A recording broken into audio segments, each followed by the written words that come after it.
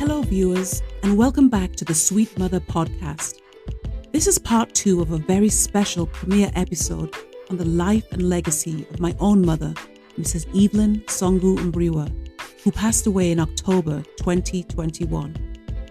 I'm your host, Sohkor Solanke, and I'm joined once again by my 2 younger sisters, Mrs. Omoh Head and Mrs. Evelyn Sekajipo.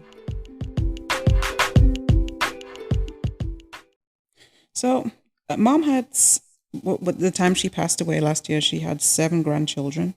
One of them, Evelyn, is your son, and one of them, Omoh, is your daughter. So the youngest, Omoh, is your daughter, Rebecca. And before she got sick, she was in London with you, and she was watching Rebecca and spending time with Rebecca. So that's all Rebecca got, 3 months, right? 3 months of grandma. Yeah.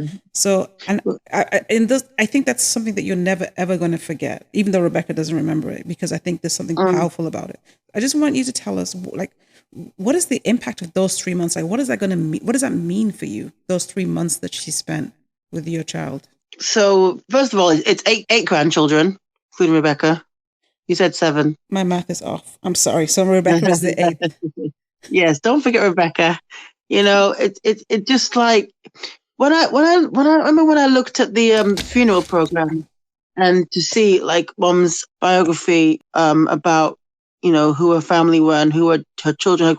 When I saw the list of her grandchildren, and obviously I saw Rebecca's name there at the very end, it just made me feel so proud that Mom actually got to meet her. I mean, Rebecca was born in 2020, and of course that's the height of the pandemic. And as a daughter, you know, not having your mum in your first in your pregnancy, you know, to be there with you, even in labor, to be there. It was hard. It was hard for Mum not being able to travel because of the pandemic. But I'm just so thankful for those 3 months that we got, because like it was so special, because Rebecca is the only daughter of one of her daughters. You know, you guys have That's boys, true. and I'm the only one. Yeah, and I'm the only one with the girl. You know, it was just so special to see Mum with her granddaughter. I mean, Rebecca's almost 2; she'll be 2 in a couple of weeks. But like, it was such a special time. Yeah. I mean, I had about I went back to work after maternity leave, and I had 7 weeks at work before the summer holidays, because I was working in a school then. So Mum was obviously there looking after Rebecca for the 7 weeks. And then obviously the summer holidays came, an extra 6 weeks. And then it was Rebecca's birthday. And then Mum fell ill like about a week later after that. But it's just that short amount of time, you know, the bond that they had. Yeah.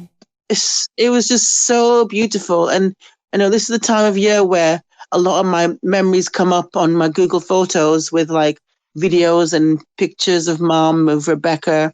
And there's the most beautiful time was Rebecca's first birthday with, you know, Mom had Rebecca on her lap and she was singing that song. The $100 bill.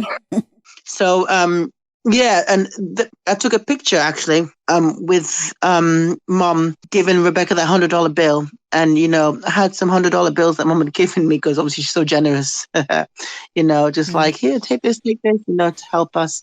But I remember after Mom died, I was going through those bills and trying to zoom in on the picture on the serial number to get the actual one. And I actually found it.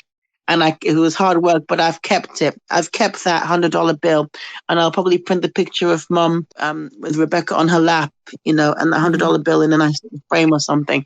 But I'm just. That's bold, Omoh. That's bold. Is it bold? Oh my God, in this economy, you know, not. Oh, that's so nice. I'll laminate the $100 bill so no one can get hold of it. I'll give it to Rebecca. We're heading into a recession. You might get robbed. But I'm just so thankful. Everyone keeps asking me, like, "Oh, how was it having your mom here?" I was like, "But you know, it's really it's so sad that I look at Rebecca now and Mom's not here to see her thriving and, you know, being so talkative and chatty and, you know, so cheeky." And, there's little things about Rebecca, like sometimes when Rebecca does something, and let's say she's dropped something by mistake, she'll go, "Oh no!" And it's like, that's mom. That's exactly how mom would say it. Yeah. And it's just so lovely. And she does the thing that you do, Sohkor, with the lips to the nose, Don't tell people like, that. oh, mom does that too. So it's like little things like that. It's little things I can see in Rebecca of mom. But I'm always just so blessed to have those 3 months, because in that time I actually got to really be with mom and know mom and spend proper time with mom, because I haven't had that time for a long time. Since I left in 2001, I haven't actually had like that much time with mom. I would go to America and see her for maybe 2 weeks or 3 weeks or so, and then maybe another few years again I'd go back again, or she'd come here. But to spend 3 whole months, wow, it was just a blessing. Yeah. I'm just so thankful to have the time, because if things had been different and she wasn't able to come, I would have been heartbroken. But it seems Rebecca has lots of memories of her grandma. Yeah, I feel like God orchestrated that one for you. Yeah. But also, in a way, sometimes I do feel a little bit cheated, because in the nursery, I see, the kids are picked up by their grandparents and stuff, or they're going to go spend the weekend at their grandparents. And like, okay, I know I've got my in-laws as well, which is fine. But like for me personally, I don't have my mom or my dad to send my daughter to spend time with her grandparents. And I feel like, in a way, I know, like I said, she does have another set of grandparents, but in a way, I feel like she's going to miss out on knowing grandparents on her African side. Yeah. So it's up to me to teach her her culture. Mm-hmm. It's up to me now. Yeah. All right. What about you, Evie? What impact has mom left on your son? It's actually kind of cool. Me and Omoh were actually talking about it yesterday. Really interesting. In May of 2007, mommy lost her mom, and I was pregnant with Amarian. And Omoh remembers you calling her to tell her the news of us losing grandma, and Omoh said she would call me in the background wailing, and mommy was consoling me, and she's like, "Evie, you're pregnant. Don't calm down." And I remember just being very nervous about Amarius, because I think I was like, I was in my second trimester, and that loss just really just hit me deep. But it's so crazy, because as a granddaughter, I wasn't thinking about mommy losing her mom. I was just thinking about myself losing my grandmother, and I didn't think what the pain that she was going through. And fast forward, Amarius is born, and I guess I didn't realize it until mommy passed that Amarius is kind of a distractor for her, of losing her mom, because she spent so much time caring for grandma in her final years. She would travel all the way from where she was living to go spend time with her, and to help her with her medication, to get her around places and stuff like that. Mommy cooked for her. She did all of that. And with grandma gone, it was like one of the things that mommy loves to do is care for people. It's a part of her DNA. She's not caring for children, she's caring for her patients. And there was a season she was caring for grandma, and to not have that anymore, and to lose your mom, I guess I one of the things I kind of regret asking, and I guess it's one of those things that's like you don't think about it until it happens to you, but one of the things I regret asking mommy is like, "Mommy, how are you coping with losing grandma?" But I honestly do believe that Amaris was a distraction for her, and also kind of a gift, because he was born exactly a week after mommy's first birthday without her mom, so it was like she lost her mom, but then she was concerned about me giving life, and so that was a distraction to her. So I would say that her relationship with Amaris is a very special bond, to a point where when I went back to when was off maternity leave and I went back to college to finish my BSW degree, Mommy spent a lot of time with him. And when Amarius was about 2 years old, he was saying things with a Sierra Leonean accent. It's the most hilarious thing, you know, like instead of saying backyard or, you know, the back, he would say backyard, you know. And I was like, say it again, backyard, you know, and it just had a really special bond. They were really close, you know. Yeah. So, and interestingly enough, I think that, you know, I do think that your son Joshua, your second child, is a lot like Mommy. He reminds me of Mommy a Of lot. course. But Yeah. but Amari has a lot of her traits. Like, it's actually creepy how much they are alike. And Mommy, one time I said it to her. I was like, Mommy, I'm going to tell you right now, Amarius is like literally your carbon copy, like personality wise. And she was like looking at him, and she was like, I can see it. She's like, I see what you're talking about. Mm-hmm. You know, he's just very, very similar to her, and I think he definitely picked up a lot from her. Yeah. He loved her so much. He actually, when he found out that she was diagnosed, not, you know, and at this point, you know, when she was diagnosed, we were all still hoping that she was going to survive. Amarius knew it was the end. He literally just fell face flat on his bed and he cried. And I remember just being like, Amarius is just diagnosed this, and he just lost it, you know. And I was also talking to Omoh yesterday just about like how like I was in Maryland when Mommy passed, so I wasn't actually in Florida, and I was in Maryland just with Amarius. And so when I heard the news, he heard me crying and he immediately ran into my room, my 14-year-old son, and held me really, really, really, really, really tight. I don't know how that impacted him, but that to me, it felt like Mommy. You know what I'm saying? Yeah. I was like, just being there. Just like, one of the biggest things about Mommy that I love is that she was present. Yeah. She was present for everything. Yeah. And Amarius is the same way. Yeah. So she has a very high, like, she came here in, I think in 2019 when we first moved here. She bought him a jacket. Amarius was like 12, like 11 when he got this jacket. He still wears this jacket. It's like 3/4 length on him, and he still wears it. And I asked him, I was like, Amarius, you know, that jacket does not fit you anymore. And I was like, you're wearing it to remember Grandma, right? And he was like, yeah.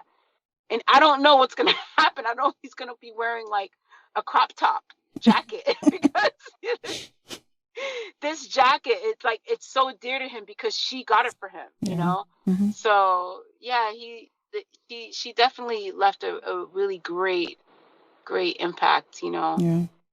I actually how about you, Sohkor, with your son? Well, I was going to say, when I look at each of the 8 grandchildren, I see her in all of them. I see bits of them in every single one. Yes, you're right. It's interesting. The characters, they've all just like taken on this character of just being very like sweet, caring people. All of them, all 8 of them. You know, I know Rebecca's character is still developing, but look at the one that comes, even just the little one that comes before her. Think about her at Rebecca's birthday party and what she was doing, you know, how she was like serving and just very focused on Rebecca, and not like a lot of kids her age would be like, well, why isn't it about me? I know? agree. It's just, there's a lot of selflessness in all of them, you know. And I see that in my own sons. I see character traits. I see it in the 2 eldest also. Oh yeah. Yeah. I can see it I see it in Rebecca at the moment. There's a song that she listens to on her YouTube videos that goes, "Here you are, thank you, you're welcome." So now whenever she wants to give you something, she'll go, "Here you are, here you are," and she hands you something. Even when we went to playgroup on the other day, I went to a playgroup and she was doing some coloring in, and she gave a little girl next to her a crayon and she said, "Here you are." And it's just so sweet. Like, she actually cares about others, you know? Yeah. So just such a beautiful trait to have, to just put others before yourself. It's beautiful. Yeah. The grandmother was very selfless, you know, almost to a fault sometimes. Yeah. I want to ask you guys, so after years of struggling in America, immigration issues, being a single mom, she finally, in the last few years of her life, became a citizen. Means that she was able to vote, she's able to get a passport. What do you think this meant for her? like in the last, I don't know, like, I mean, she became a green card holder in the last, like, I don't know, maybe 15 years, 14 years, but she was a citizen in the last few years. I would say 2016, I think it was. Actually, maybe you will remember because you went down with her to get the passport. What did this mean after all these years of struggle, do you think? Another level of freedom, Yeah. you know? Yeah. Another level Mama, of freedom. I I made think it. mommy was a hustler. And I feel like I really saw it. I feel like when I was younger, you know, she took me everywhere. Took me and almost everywhere. We were like literally like at her hip always, you know. So she didn't like to stay in one place, you know. She never liked to feel like held back. And I feel like even though immigration in this country is just so crazy and, you know, like you can feel held back, that was not going to stop mommy. Mommy did everything she could to still move. I just feel like it just kind of added to it added another level, another layer of freedom. I feel like already had. But I think just being able to vote, being able to, you know, like the joy, you have that picture, Soko, of you and her when you took her voting, like the joy in her face, you know, like just being and when she'll call me, and I guess what I voted today, like she got excited about that.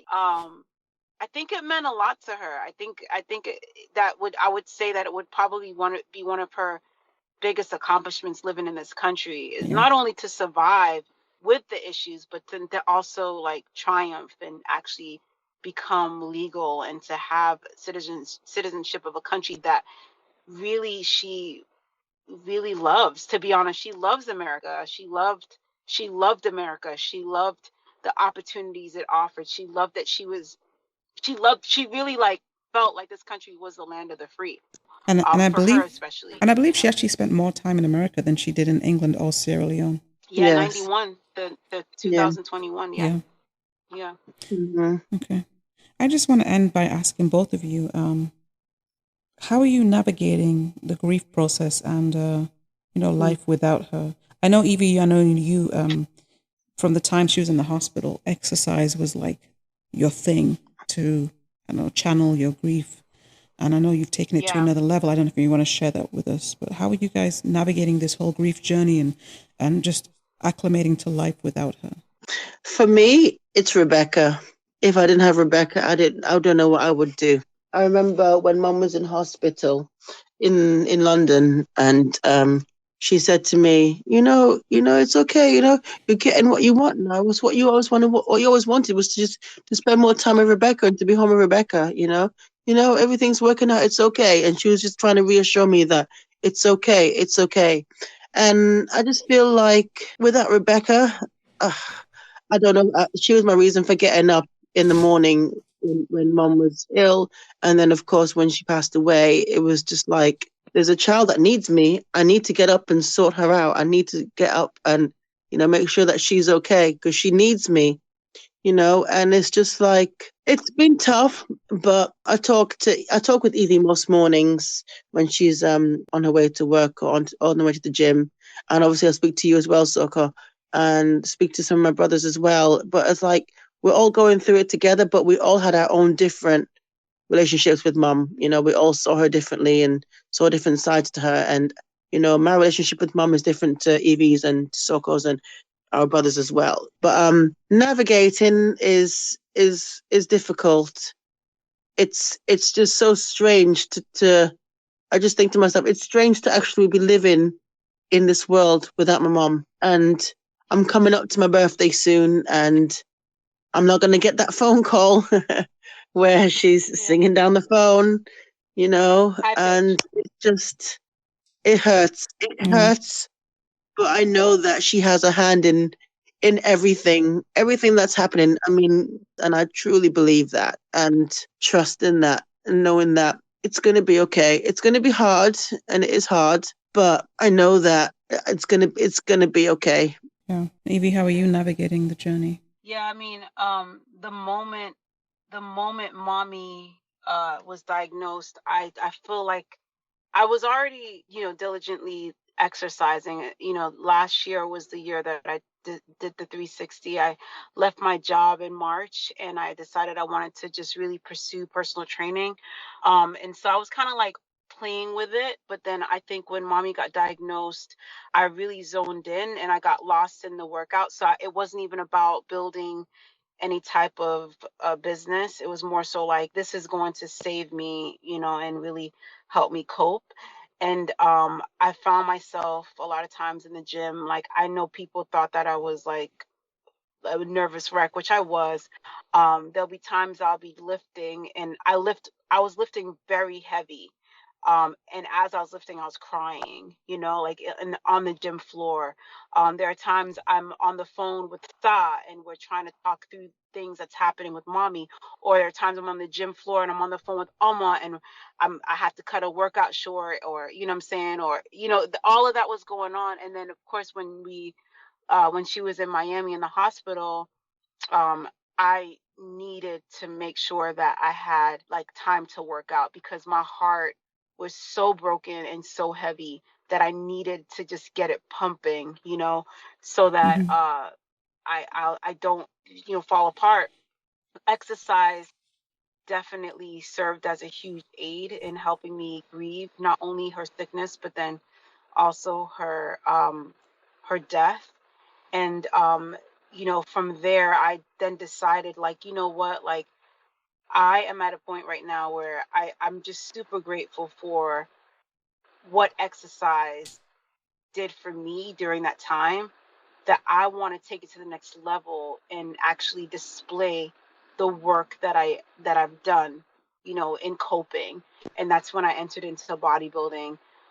Mommy would always say, she would look at my physique and she would always say, "Wow, you look like me when I was younger," or mommy would like just love the fact that I was into the gym. When I said that I wanted to start my business, I remember we were the four of us were in England at a restaurant, and mommy was like convincing you guys to support me. They're like, "You guys, you should." I remember her saying, and we didn't know she was sick, of course. She was very drowsy, but she was like, "We need to support her. We need to support her. Let's give her a business." I remember her saying that, And so she just like really loved that part of me, like just devoting my time to exercise. And she would always try to like impress me with her stretch exercises, or, I went for a walk, I went for this, and, "Oh, you need to teach me this."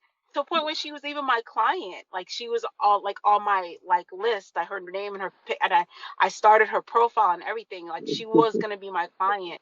And so I think just in a way to honor not only exercise, but just honor the genetics that she gave me, I wanted to enter into bodybuilding. And so I did, and I just feel like it has been a great distraction for me, because I guess I wouldn't say distraction.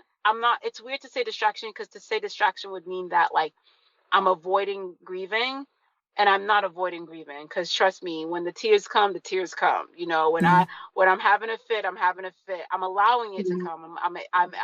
I'm inviting it into my life, because it's needed. It's part of life. And so, I would not call it distraction at all. It's more so like an aid, I would call it. Bodybuilding has been an aid in my grieving, in my mourning. And I'm really grateful for it. And, I did my first competition in her honor. I wore a purple bikini. I put purple in my hair. I have another competition. And interestingly But hold on, enough, how did you do in that first competition? How did you do?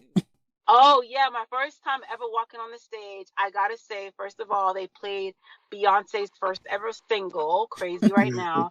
And in that first ever debut that I did, I actually won first place, which was really great. And then in one category, I cried. And then in the second category, novice, I won second place. And then in the open class for my short little people, I won second place as well. And I was actually number 76, which I later on realized, because I wanted to do another competition that just so happens to fall on her birthday. And the only reason why I'm doing it, honestly, is because it falls on her birthday next week. It falls on her birthday, August 13th. And so I was like, I want to do this show.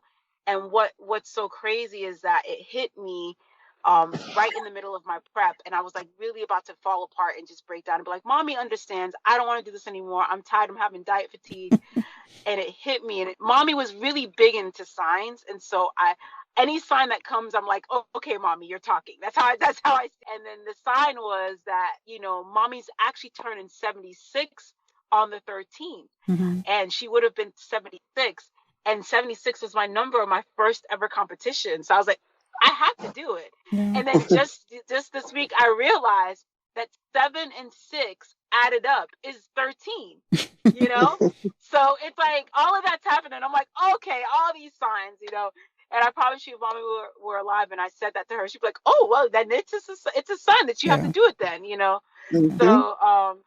So and I think that also it's interesting because actually keeping me going, because it like, this is a really hard sport. It's very time consuming. It takes up your time mentally. It's just a lot. It's a lot to go through.